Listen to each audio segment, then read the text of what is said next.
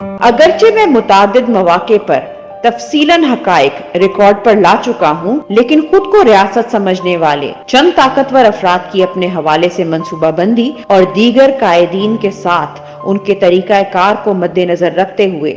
میں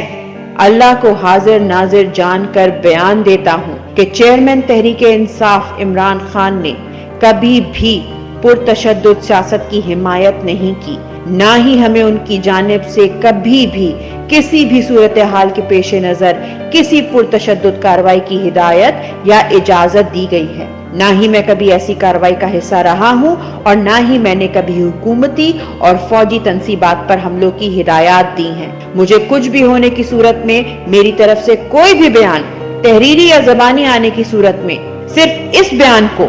جو میں نے بقائے میں ہوش و حواس اور اپنی مرضی سے دیا ہے اسی کو حقیقت سمجھا جائے، نہ کہ اس کو جو میری گمشدگی یا گرفتاری کے بعد جبرن حاصل کیا گیا ہو۔ ریکارڈ پر لائے گئے خطوط، پٹیشنز اور ویڈیو پیغام کے علاوہ میرے حوالے سے چند طاقتور افراد کے ارادوں کو جانتے ہوئے میں اپنا ایک بیان پارٹی کے حوالے بھی کر چکا ہوں، جس میں منصوبہ سازوں کے نام بھی درج ہیں۔